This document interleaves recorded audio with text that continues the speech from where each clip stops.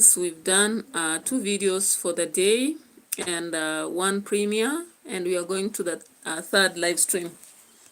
Why do I love live stream? I love live stream because of interaction, and also because I'm an upcoming YouTuber. I can say so because I'm struggling. It allows people to randomly even watch and give you an audience. So welcome, and thank you so much. Annabelle, mtu mmoja peke yake kuwa kwa bafu. Triza, toka huko. Yeah, so don't be surprised. Some people are wondering why I post only 1 video and a lot of live streams. It's because of that, guys. It's the hustle. The hustlers on the street understand this, okay? Yeah, so thank you so much and welcome.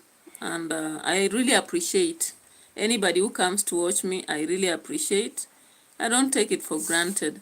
It's because of you that I have to show up every day and do my video. Even if I'm watched by 1 person, 2 people, 10, I feel happy. I really feel happy. And I might want more, but for now, what is available is what I can actually appreciate. So guys, in the political corridors, there is a lot that is going on. Of course, Uganda, we've seen Muhoozi has finally been rewarded by the father. I don't know whether to say the father or the president as the army man, okay? Now, so much is going on, and on the streets, we've seen a lot, actually. Gashagua and his team have come up to unveil the team that has been after their life, and I'm like, oh, let's watch and see. And of course, today, Moses Kuria's brother has had a wedding, and Gashagua and his new team were there. Yeah, I watched that wedding. Of course, it is being done in Kikuyu, a very lovely wedding.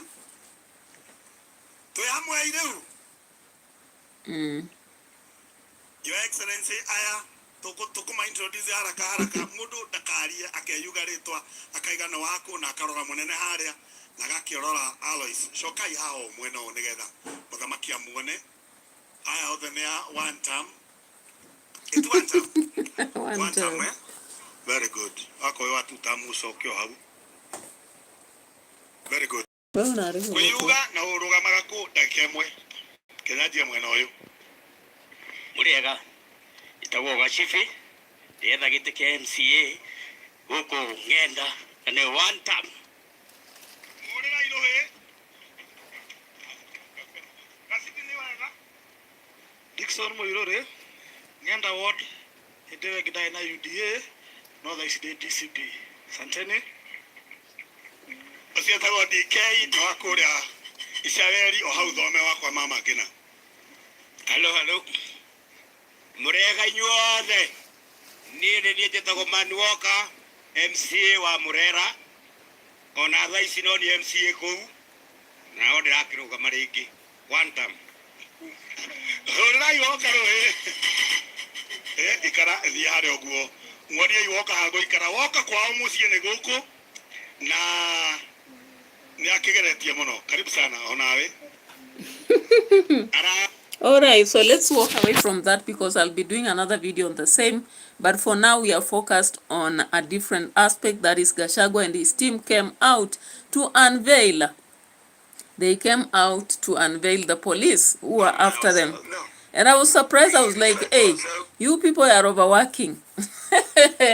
You are overworking Gachagua and your team. So they have actually done investigations. I don't know using who. They are also working hand in hand with some police. I'm surprised. Some police officers are working closely with Gashagua's team. And no wonder somebody says that because we have so many people in this team who are in the police, Matiang'i included, Natembeya included, Gachagua was once a DEO. DO or DEO? DO. So somebody said that if you are not careful, these people will have information even from the NIS, intelligence and whatever. No wonder they are not going to be easy to deal with. Guys, let's go to that video and just watch what Gashagua was telling us. I watched it some time ago And I feel like it's important we talk about this. Yeah, yeah. But the unfortunate bit is that when I look at the state of affairs, actually with the people now coming up to attack each other, I feel so sorry for them. Very sorry. Because however bad situations are, why would you turn into such a situation of using the police as goons, you know? It is such a surprising issue. But before that, I want us to look at something here. The fact that we have a robbing spree that has come up, and people are actually now using different ways. Even externals have realized that maybe Kenyans are easy to steal for, I don't know. Now, I just want you to watch this video of how M-Pesa robbery is happening. And finally, at least, JKIA has been able to arraign the two of them. And I hope they'll be acted upon, you know. Let's see this video. Security Now and detectives from the DCI's banking fraud unit have arrested 2 suspects linked to a countrywide wave of M-Pesa theft. The 2 were arrested at JKIA on Thursday evening, minutes after jetting back to the country from Zambia, where they had allegedly gone into hiding. Police have linked the suspects to a series of M-Pesa robberies that have left several victims counting losses. Citizen TV's Franklin Wala reports. The suspects were captured by a variety of surveillance cameras from different premises where they had allegedly stolen. In one case reported at Meru police station, the suspects, a man and 2 women, were captured by CCTV cameras at this mobile money shop. The shop owner tells us the suspects requested to exchange foreign currency for the local currency.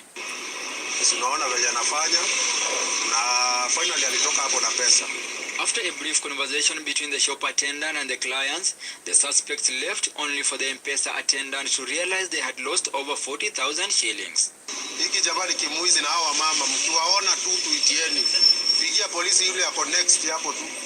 Victims allege the thieves sprayed them with a chemical that made the mobile money attendant to easily give the suspects money without use of any force. Sasa kuna watu walikuja customers wenye wanakuja kawaida, lakini hao walikuwa ni kama walikuwa Waarabu ama Wahindi.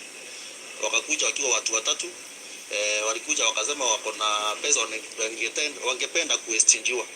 So wakapatiana, wazita mwenye walipatia msichana wenye walikuta wa M-Pesa. Now guys, it's such a sad situation and all of us need to be very attentive. I once told you here that my sister was actually laced while in a supermarket. Imagine, she was with a child, but the thieves did not care. They actually laced her by just asking her about products in a supermarket. And when she talked to them, it was the time of the month when salaries are in. And she was able to actually give them the phone and even the birth, the ID and all those, you know. So I don't just understand. These things are very popular. So be very cautious, be careful, because you can anytime be robbed of the little things that you have, including these people even go to a level of borrowing loans on your phones when they snatch you or an opportunity to have your conscience. It's too bad, but it's happening. So stay conscious and be always active to help even others, guys. You know, in Kenya, the inability to help others have made us very vulnerable to such situations, because like people cannot see something and help, you know. All that happens is everybody minds their business.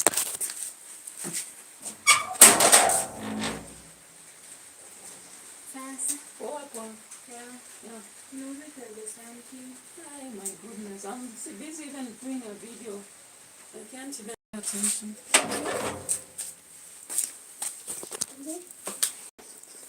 Yeah, so the fact that somebody is actually lacing you, and maybe a neighbor cannot look at you and help you, it's unfortunate.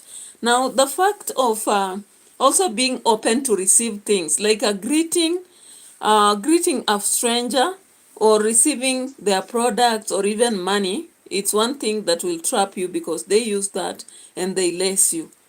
Okay?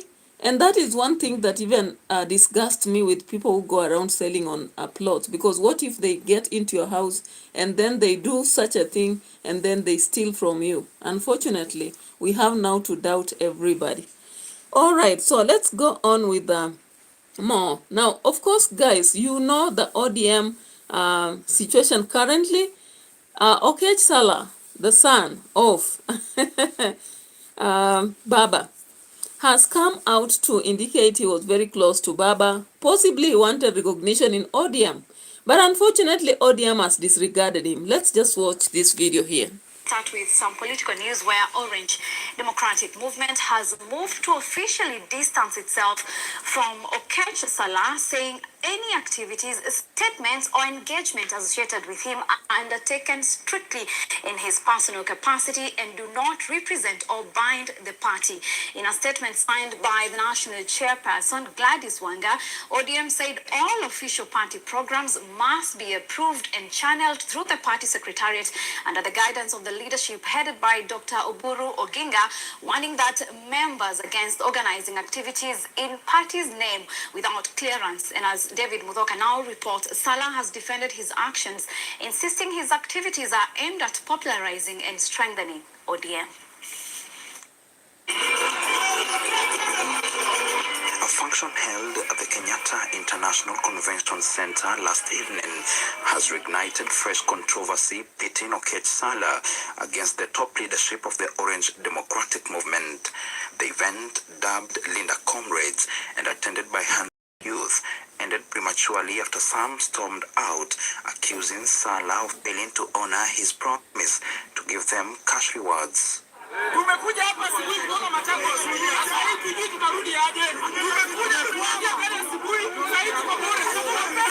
It is these events that prompted ODM late last night to distance itself from both the function and Salah, whose sudden surge on the political scene toward the end of last year has remained a subject of public intrigue. In a statement signed by National Chairperson Gladys Wanga, the party stated, and I quote, "The Orange Democratic Movement, ODM, wishes to clarify that any activities, statements, or engagements undertaken by Mr. Salah are carried out strictly in his personal capacity and do not represent or..." All right, guys, why would you actually call for a meeting? Why would you call for a meeting, engage people in a rally, and promise them some things that you will not deliver? Because now Okech is saying he was popularizing ODM. Instead, he has depopularized it, or rather, is there such a word anyway? So, Okech Salah's, indication of calling the young people from different areas to popularize ODM has been a flaw, and therefore ODM has distanced itself from it. Now, Oburu has indicated, Ryan Pod, welcome 2015. Thank you so much for showing up on the platform. Life is fine, I can say so. We are struggling with some things, but we are still moving on nevertheless, because what do? It is what it is. We have to live. We have to keep pressing on. And we thank God for everything. So I'm glad you are concerned about this. And I hope you're also fine and everything moving on well. I used to see you so much on my platform. I don't know where you went, but welcome back. Thank you so much. I hope you are the one, because normally I tend to know some channels that keep watching me. If you are new, still welcome, and you can subscribe to the channel, like the video, and keep following.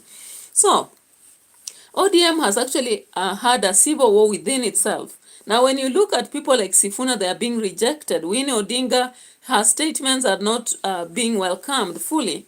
Now, these two, of course, we saw the flow of after Babu and Ndindi Nyoro went to JK Live. We later have seen Sifuna going, and we are yet to see more people going to these interviews, okay? Of course, the media doesn't choose or discriminate who to interview, as long as content will allow people to watch.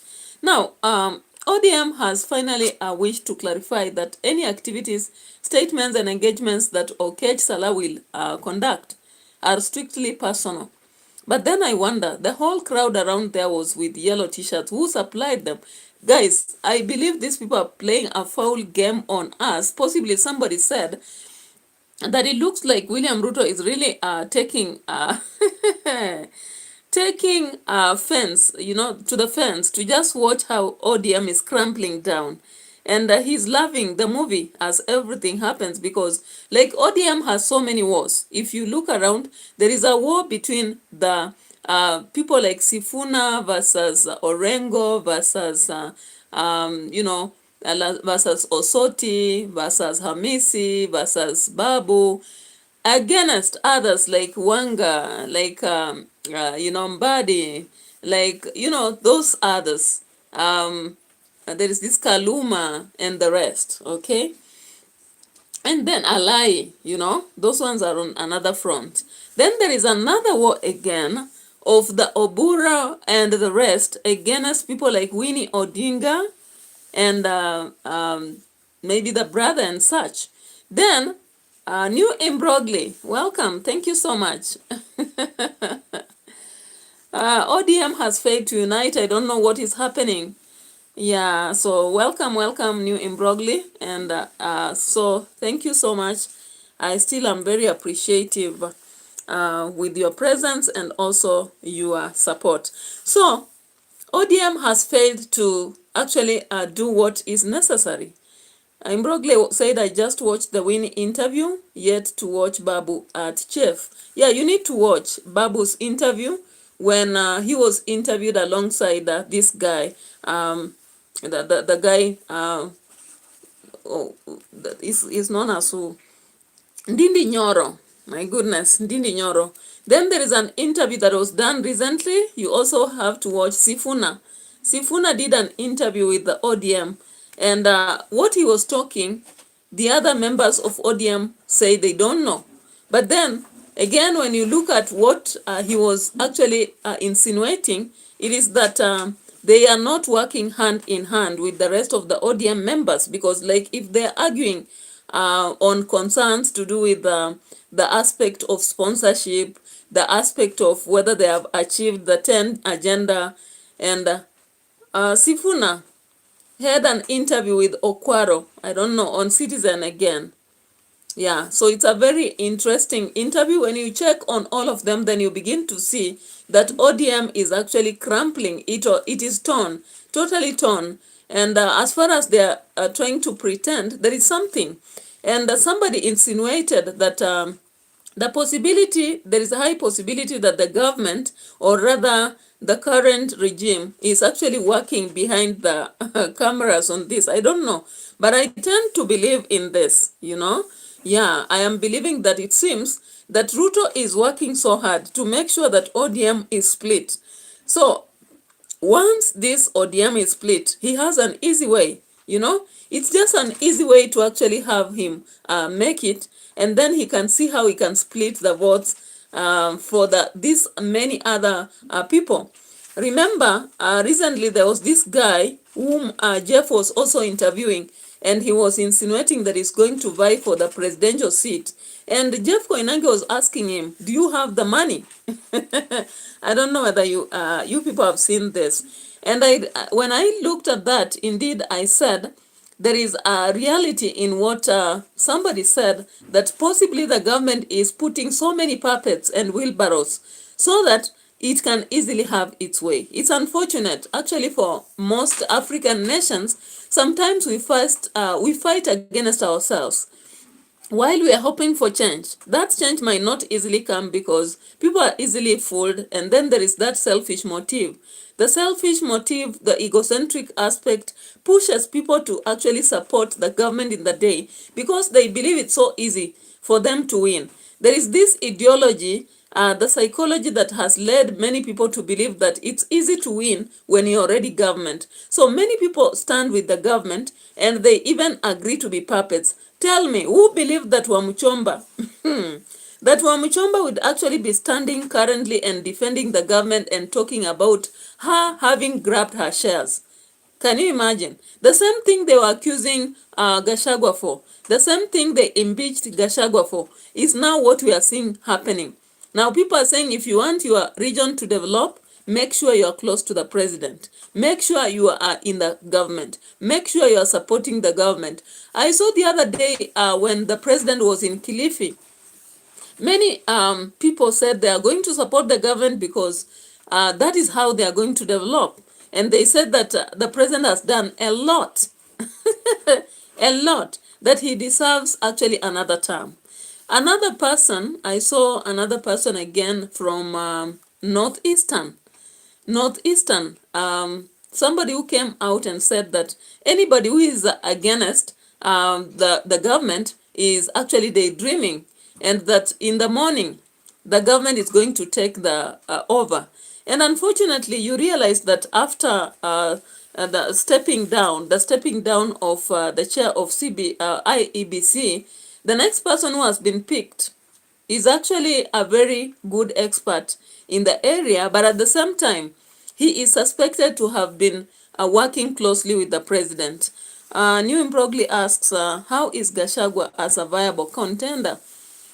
I don't, I'm not very 100% sure about Gashagua, because one thing, Gashagua is very resilient and outgoing and ready to even take to arms. The unfortunate bit about him is that there is a time people saw him as a tribal person. So I don't know whether all Kenyans are actually going to accommodate him and take him for who he is, because we have seen indeed so many things that he has been saying. They have come out to pass. Like, he was telling us the truth. When he comes out to really reveal, like the police who are conducting Goonism, then I believe that there is a lot that he knows. And he's currently coming out to show a lot about his effort to work. What I'm not sure is, can he be selfless? Because at a time of impeachment, there is a lot that came out to paint him as a selfish person. But at the same time, when I look at the rest of the leaders, then I see that selfishness even in the current government. Like when it comes to hiring, even the least positions like teaching, the least job that you would really want in Kenya, like teaching and what have you. The president has had a habit of rewarding his own people, or his friends, rather. When you look at many parastatals, organizations, now they are being managed by his people. Yeah? So I don't understand. I don't understand whether we only see in terms of what somebody says, or do we see in terms of what they do? Because if I can look at a very selfish president, actually, even if he's pretending to do a lot across the world, I think I can see our president is a bit selfish. And whatever initiative he brings, whether it's bringing Nyota initiative or any other, he actually has hidden agenda around it. There is a hidden agenda around it. New Imbrogli asks, Edu, does this mean there is no contender to the seat? Who is the opposition? The united opposition has various candidates. I don't know why they are using that strategy. They are avoiding to pick their candidate earlier, and they keep telling us that they are doing that because they fear if they dare mention that candidate early, they are saying that that person will be frustrated and messed up with by the government. I don't know. I don't understand whether that is true or they have another hidden agenda. So what they have done, they have decided that Mother Karua, I hope you know Mother Karua, they have also decided Matiang'i, who used to be in the Ministry of Interior and also Education. Then we have Kalonzo Musyoka, who once was a prime, he was once a vice president and has also played several parts. There is Natembeya from Western, a governor from Trans Nzoia. Then there is Eugene Wamalwa also from Western, and Gashagua. So they have picked these 6 people who are being indicated to be candidates in opposition. And they are saying they have done that so that they can collect people to support united opposition. And then they will have to go sit together and pick only one candidate for presidential seat. And behind that candidate, there'll be a contender who is a vice president. So I don't know whether these delay tactics will be really worth or they won't. So up to now, people are just thinking that it's Kalonzo will be, others think it's Matiang'i, others think it will Mother Karua, others think it will be Gashagua. but we are not so sure. Up to now, we are waiting, and they are assuring us that they are going to be together up to the end. We don't know, and we hope so, because unity is not such an easy thing to achieve. People need really to have a lot of resilience, compromising ideologies, standing and understanding. So that is the strategy they are currently using, and I hope that it will work. So you are saying that, okay, great strategy. Let's wish them well, because they need a lot to knock out Goliath. True, they need a lot. They actually need to convince the citizens that they are after doing something for Kenyans. They have to convince us that they are not going to be selfish, and actually create a room for their businesses, because that is actually what the current government has done, is to create room for investments for themselves and create room for looting, shooting, hooting all over the place. And that's what we have kept seeing. So when I see Salah and what he's doing, I just see him as a mole, a kind of puppet, just like we saw the other Kiomburi. We also saw this lady, Wamuchomba, and so many others who have been doing the same. Even Moses Kuria. Moses Kuria was part of the puppets, and he pretended to be retiring from politics, but the reality is that he was not retiring to anything. Recently, there is another guy who retired also, saying that he's going to rest, and I'm not so sure. There's a lot. Now, Edwin Sifuna has actually made a lot of objection and anger from Oburu. In fact, Oburu had to bang a table at Sifuna after doing this. Let's just watch this video here. After the explainer. You will ask them. Because for me, this is what I'm telling you. This is what I'm telling you. I can only account for monies that, because I'm a signatory to the bank accounts. Forget this rubbish you hear people saying here. Timothy Bosire, the treasurer, is a signatory to the bank accounts. The last money we expended as ODM, officially, was for the celebrations in Mombasa. And it was a fraction of what we saw there. So I am telling you, I know for a fact, there is parallel funding for activities clothed in ODM colors. And they go around running around saying they are ODM delegates. Boy, oh boy.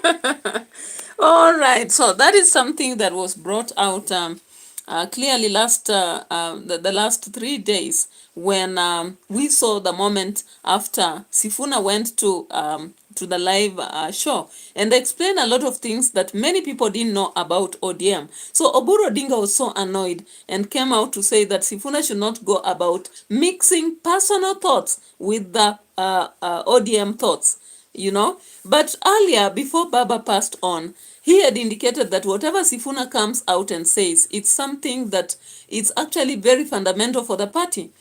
And and said that Sifuna represents the party, even though sometimes he's very firm and harsh. And of course, for a politician to stand out, you need to be that. Sometimes you even need to be controversial against what your party is saying, as long as you know that you are doing the right thing. And again, you look at Babu. Babu says the same thing. And of course, somebody said the other day that Babu should have seemed to have walked out of the party long ago, even before Baba died, only that they could not face Baba and tell him off. But once Baba passed on and they saw that confusion that is going on in ODM, they have decided to stand out and speak. But how I wish so far that these people would now stand out and create a new, kind of front for ODM, because ODM is slowly dying. Do they want to die with it? It's like a tick sticking on the tail of a cow, even when it has gone to the slaughterhouse. You understand? So why would Sifuna and Babu stick like ticks to ODM, a cow that is finally going to the slaughterhouse? I don't understand, because if ODM is stuck, like Gladys Wanga is telling us and Oburu Odinga, that they want to be with the government and in government, therefore they're not budging from the broad-based government today or tomorrow, because they want to be there. They are tired of sitting outside the government. So why is Sifuna, Babu, Orengo, and the rest of them who don't want these things to be stuck in this party until it falls with them. I think as early as this, they should have done something. Either join the united opposition or create another party that will now quickly move to elevate them somewhere than sticking to this party that is dying. Actually, I don't see any life in ODM anymore because like they are causing a lot of humiliation, and Ruto is taking the chance to actually force a lot of them to either switch allegiances, dance with him, or quit, you know. He has even stated some things about what Babu has said, about what Sifuna has said, about whatever has said, and cheated about what they agreed with Baba. Winnie Odinga came out during that rally in when she went to Kayole and when she was at Kibra, and she said clearly that a lot of these people are just like people who are in a bus, and then as the bus is moving, the driver dies, and then they jumped and took over and overcame those who are sitting close to the driver. So they are now taking lame excuses and creating an easy way to get to government. They don't want to battle. They don't want to go and listen to the ground. They don't want to go get what people are saying. And therefore, I understand why some of these meetings, you will see like the recent meetings that were in Busia and what have you. Some of the people refused. Now, Sifuna wants to hold a rally tomorrow. Let me just bring out a video here. Sifuna is longing to hold a meeting in tomorrow in Busia. Now remember, ODM was recently in Busia, but the rally, according to Sifuna, it was not sponsored by ODM. They did not go to their accounts to withdraw anything to fund the process. And he says that there are other coffers somewhere who are sponsoring that. And from my guess, I believe it must be Ruto or something, because I don't see how somebody else will be interested in that ODM campaigning for the united, the coalition kind of agreement. So let's listen at this. Sifuna planned to go to Busia, but delegates have said no to it. Let's watch this. Na niko na ushauri. Bwana Sifuna ni secretary ambayo tulikuwa tunaheshimu. But mimi namuomba awache ku create factions kwa chama ya ODM. ODM is the largest party. Na ODM ikianza kuwa na factions, they are weakening the party. And we cannot allow the party to be weakened, because sisi mahali tumefika kama chama ODM, mahali baba aliacha, ikiwa na factions alafu ikuwe weekend, tutarushwa kule nyuma tena tuanze kungangana vile tulikuwa tunangangana. Kwa hivyo I tell them, let them stop creating factions in the party. Let them come together as leaders. Let them solve their differences as leaders, such that sisi kama viongozi hapa chini tuwe na kazi rahisi ya kuunga chama mkono. The way they are doing things now, kuwa kuna factions mbili, inaleta hata huko chini tunapata shida, because our delegates are also divided. Kuna wale ambao wana feel the other side is strong, kuna wengine wana feel the other side is strong. Sasa hii inaleta changamoto. Kwa hivyo mimi kama chama na Funyula, naomba viongozi muache tofauti zenyu, na kama kuna mtu ana maybe hitaji lake personal, aende asolve kivyake, lakini asilete kwa chama. The registrar also gazetted Osotsi as the duly elected deputy party leader. And to those who are saying ati wale watu wanakuja kukampeni juu ya NDC, hakuna kitu ya kukampenia, kwa sababu the positions of deputy party leader is not contested anywhere. The position ya Sifuna is not contested anywhere. So that is why we are questioning mbona wanakuja at this time Busia specifically for their inaugural rally. Number 2, kama vijana tumeambiwa kwamba wamejaribu kuuzia vijana wengine uoga, wengine wanawaambia siji watengeneze mambo ya violence. Sisi kama vijana tutaki mambo ya violence kesho. Na kama kuna mwenye anapanga kutumia vijana kwa mambo ya violence, sisi tunakemea huyo jamaa, kwa sababu sisi vijana tunataka amani, because Raila never taught us violence ya kila siku. Aliwafunza violence ya one day. Sit down amicably and resolve the issues. Tumesema hiyo chama enye Sifuna iko, hiyo ni lemon, hiyo si machungwa, hiyo ni hiyo ni chungu sana, haitujui. Hiyo ni ndimu. Hakuna mkutano kesho ambao wamama wataenda kuhudhuria. Tena naweza kusema ya kwamba hapa kwa Busia County tuna chairman mmoja ambao ni Wonya Lego, Paul Nyongeso Otuoma. Huyo ndio chairman wetu ambao angetuambia twende right tungeenda, na hajaongea, hata hajui. Hiyo jambo ambao Sifuna na Orenga analeta hapa, wapeleke kwa makaunti zao. Kwani wanaishi wapi? Kama wanapanga Nairobi, si warudi manyumbani kwao ili wapeleke hizo vitu. Siaya pia ni county. Orengo, pereka hiyo chama na upeleke hiyo mkutano kwenyu. We ni governor, unaogopa nini kwenda Siaya County? Kwa hivyo hatutaki nyinyi hapa Busia, sisi wamama tumepanga. Sifuna, enda na ndimu yako, hatutaki. It's so funny, guys. When I look at the ODM and the factions in it and the split and the wars, I just wonder. But it's clear. People are doing this. They are speaking like this. They want to be lining up so that the government, the current government of the day, sees them. Unfortunately, in Kenya, people have now had a belief that there is no way a leader will be there for 5 years and go. They have trusted that people will go for 2 years, 2 terms. And that is why you have heard the slogan, 2 term, 1 term. 2 term, 1 term. Where do you think this slogan came from? It's because Kenyans have now believed strongly that there is no way a leader can be in government, an incumbent president, and he still has a chance to vie and miss at that position. That's the position that many people are holding. No wonder ODM, you can see clearly in their speech, they are indicating that they are tired to struggle. They don't want to struggle. They don't want to be outside the government. They are tired with that. They have struggled for many years. And what does this mean? That Raila was indeed a very resilient leader. He was able to undergo this moment without faltering. He could join hands, yes, and people blamed him for that. But he would never easily give up, even to vie for a position. But now these ones, they are not even now ready to vie. All they want is to join hands with the government and work together. My goodness. So if we were talking about cowards, actually, they used to call Raila coward, a treacherous person.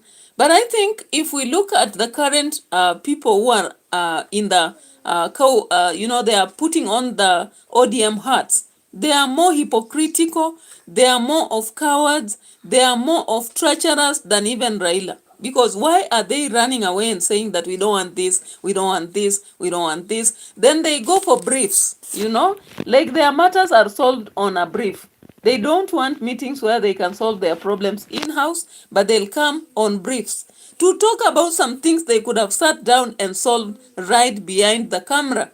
So what are they doing? Publicizing so that the president sees who is behind him, who is supporting him. Then when it comes to 2027, after the elections go through, in case Raila to be representations of different positions in different places.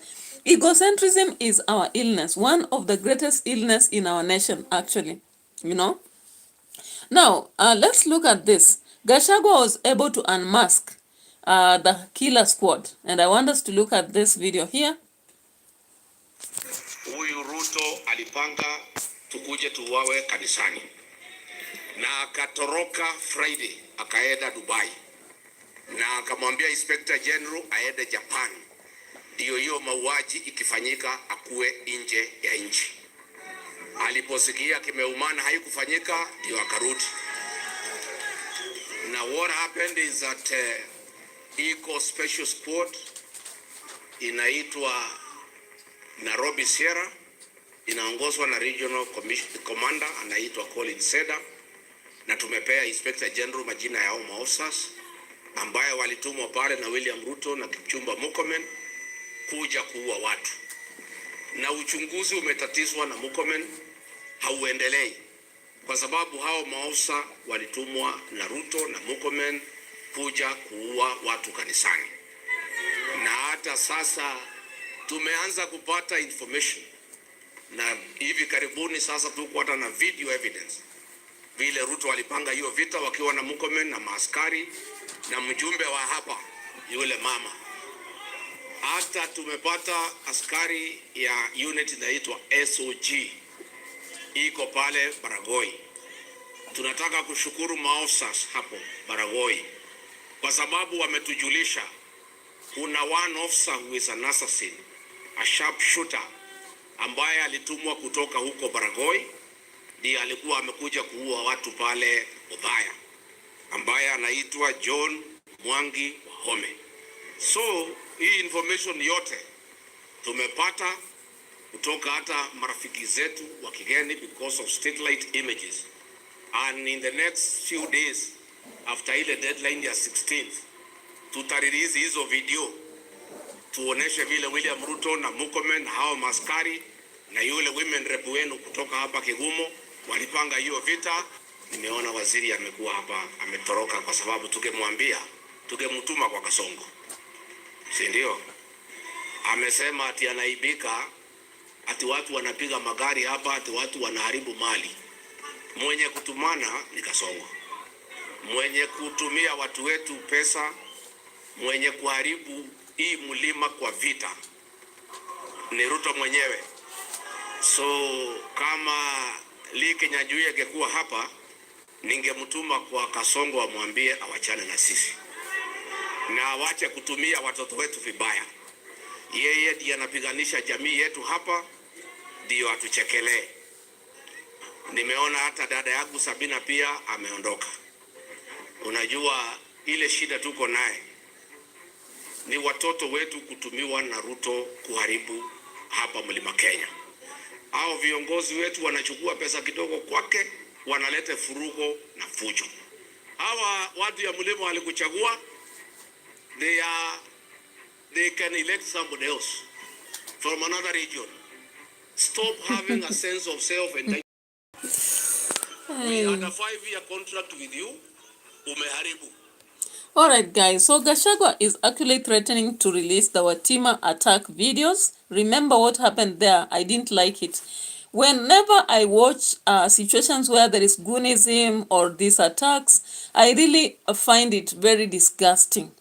And it also paints a picture of us as very uncivilized. Like in this generation, how would you fight politically using police as people who should fire?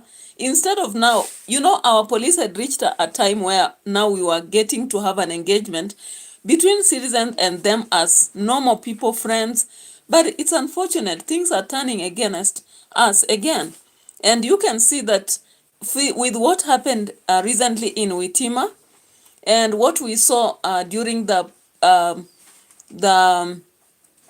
elections, the few elections that we've had within this last year. And then we also had an experience of 2024.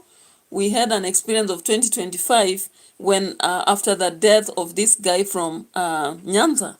So when you look at that situation, you just tend to hate what's happening. And it causes it starts a lot of fear for 2027. As the election comes, will people really go out and vote? And if they go, how should... Yeah, whatever is happening, the network today, it has issues, up, down, but it's okay. We have to keep on moving. So it's unfortunate, whatever is happening in the country, if it continues as such, then we are going to see trouble in paradise, because situations whereby we have people attacking, not a very good thing in a country. Elections, or rather processes where politicians are ready to attack one another, it becomes a sinister actually for a nation. And we need to hope and pray that such a thing will not happen.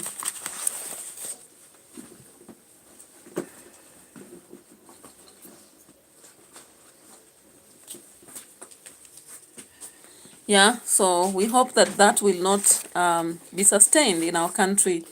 And of course, today, Rigathi, Gashagua, Matiang'i, and the entire group in the United Opposition, they went to Muranga. There was a funeral there.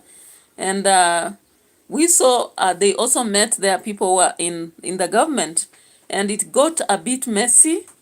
But let me just show what Rigathi did, and then we'll come to the heckling as we end our video, because I don't want it to go beyond 60 minutes. Let's see this.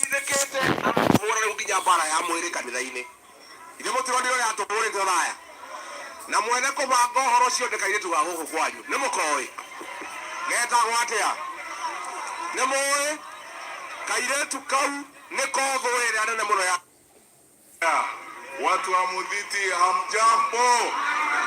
Hamjambo tena? Mudhiti mnasemaje?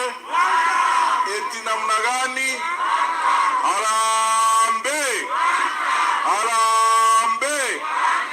Vile ndugu yangu Mheshimiwa Rigathi Gachagua, Second Deputy President of the Republic of Kenya, vile amewaambia hayo maneno amezungumza, ndiyo maneno yetu sisi zote. Tunataka kuungana, tusaidie nchi yetu ya Kenya. Mnataka tuungane? Mumefurahi vile tunafanyiwa na serikali hii? Tumekubaliana kwamba tuende mbele tukiwa pamoja. Kura yake hapa kwa mlima imeisha, na hao watu wanatuma hapa walete hiyo pesa, wananchi wakule. Hiyo sio pesa yake, hakuna pesa ameweka State House. Hiyo ni ile pesa tunalipa kodi, anawaletea hapa tukule. Hiyo ni pesa yetu. Ndio ni hao imani wameshakutambua kwamba wewe ni Mungu usiye na aibu, usiye na adabu, na wanajua kwamba wewe ni mwizi kabisa, na kwamba wewe ni muuaji, na kwa uone kwa Mungu mmetaka kwa Mudhiti na leo tuone muthenya wako wa mbere wakuruga mbere ya gitungati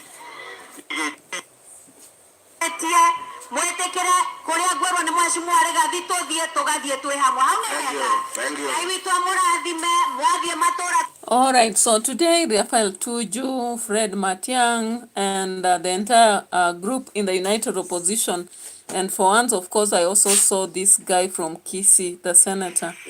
Let's just see.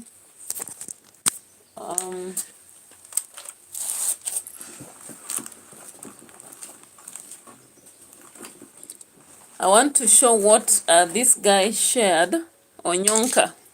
If you know Senator Onyonka, he shared something here, and I want us to talk about it before we come to the...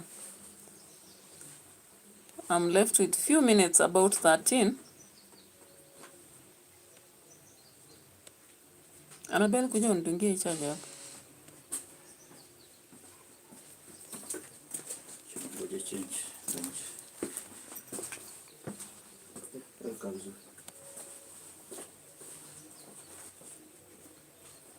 Let's just see here, this video. Where is it taking long? Senator Onyonka spoke here, and I loved I love listening to this guy sometimes. Politics is a very funny game. Yep, so here we are. So this was Senator Onyonka speaking. I want you to listen. God is good.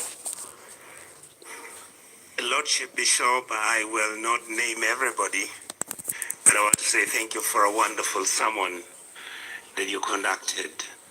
Nimekuja hapa kushuhudia mazishi haya kwa sababu Triza, siwenda ulale kwa kitanda. Jamle Kamau ama ulale kwa kitu kingine. Kwa wale hamnijui, mimi naitwa Richard Onyonka. Kwetu ni pale Kisii. Na Jamlek, from the time you left me, I've been in parliament for 23 years. So there's something I know. And I've listened to my brother Raphael Tuju speak because yeye ndiye ana kile kitu tunaita institutional memory. Sir, thank you for saying what you've said. Allow me to tell you two things. And I've seen very many of you who are my friends, Professor, all of you are here. You're going to strain your neck. The truth is, Kenya's problem is because of the deficit in leadership. Kenya's problem is we want power to go and steal our resources from our poor people. We want to be given power so that we can employ our relatives to the good jobs. We want power so that if need be, like William Ruto is doing, he employs only his people in the military, he employs his people in the police, he employs his people at the teaching profession. then you leave me as a person who comes from a community that has no leadership, that doesn't have the presidency of this country, and you expect me to stand up and say how I love Kenya. Bishop, I cannot love a country that doesn't accept fairness, that doesn't accept justice, that doesn't have equity, that doesn't have good governance. That is why you will take William Ruto, he will kill your children, and nothing happens.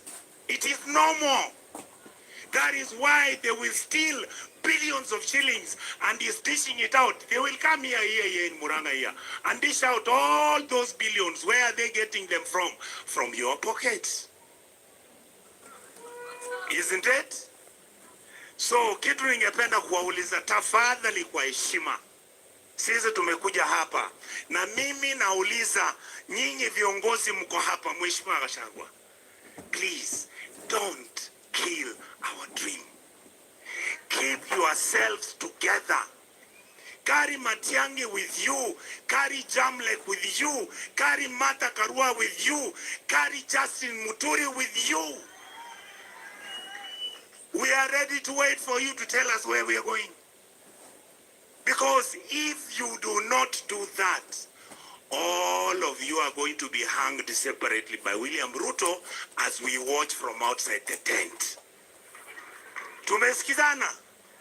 Arambe! One time. That was Onyonka for you, all right? And of course, Matiang'i also spoke, and Tuju spoke, and so many others, right? So that's exactly what we were targeting to share. And of course, I don't know what you understand from this, but I hope these politics actually lead the country towards the best end, and they make use of whatever strategies to lead us where we should be. That's entirely what everyone wants. The correction of the messes that we have gone through in this country. So Raphael Tuju also spoke. I'll show a little bit, then I'll break to do some academic work. Then we'll be coming back later on Life Saga TV. Alikuwa Secretary General wa Jubilee na akawa waziri wa Uhuru Muigai Kenyatta. He's 203, 207. My brother Lee Kinyanjui. Kwa hivyo nikiongea kuna wengi ambao naweza kuwatambua na ni marafiki zangu. Hata naona Honorable Onyonka pale kutoka Kisii. Nafikiria mimi tu ndio nimetoka Siaya hapa. Kuna mwingine ametoka Siaya? I don't think so. Kama kuna mtu ametoka Siaya, basi. Oh yeah. Thank you very much. I want to start by passing my very sincere condolences to my brother Jamlek. So it's no wonder that you had such a mother. That's why you turned up to be the way you are. And I can assure you, we were talking with you, I think, the other day about your mom's loss at age 96. She was just 4 years shy of at the end of her life. There will be a celebration as big as this with all the dignitaries here. Who would have imagined any grandchild or great-grandchild of Mama Jane? So Mungu asifiwe for the great life of, just because he was associated with the PNU at that time and associated with me as Raphael Tuju. I never talk about these things. From 2008, 2007 to 2018, my late mother could not go to the market because she was the mother of a Msaliti who followed Kibaki when everybody else was following Raila. So only in 2018, that is when my mother was able to go to the market because Raila had a handshake with Uhuru Kenyatta. What I'm telling you is that if this country descends into chaos, nobody is safe. Nobody is safe. The problem we have in this country, and I would like to explain to His Excellency Deputy President, I've not met him for a long time, so I've not had the opportunity to tell him this. And I can see Jane Kihara smiling because, you know, as politicians, we Hatuna msimamo sana. Today we are here, tomorrow we are there. Huyu Jane, I was the first one to campaign for her at Naivasha under NAC. Tukaingia NAC Kenya, alafu tukaingia Jubilee, akaniwacha huko, akaenda UDA. Sasa naambiwa ametoka UDA, ako UDCP. The next one will be where? But that is the nature of us politicians. That's why I'm pleading with the church. Sorry, I didn't acknowledge my sister, Cicely Karaoke, with whom we in the same cabinet. So, the biggest problem we have in this country, you have a problem here in Mount Kenya. And I hear you talking about Mount Kenya West, Mount Kenya East, but even more important is Kenya. And the problem you have in Mount Kenya, West or East or South or North, is youth population bulge. Watoto wetu tuko nao nyumbani, they are graduates, they don't have jobs, and according to World Bank simulations, most of them will not have jobs until they die, unless we change this country. Bwana Muturi here can confirm, same with the Deputy President, that when we left high school, went to university, the moment you left. All right, so that is more to you.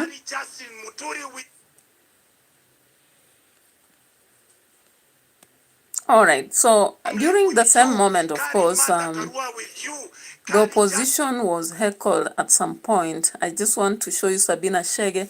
Remember, Sabina Chege has defected from the opposition. She's now with the government. So let's see this, and we end at that.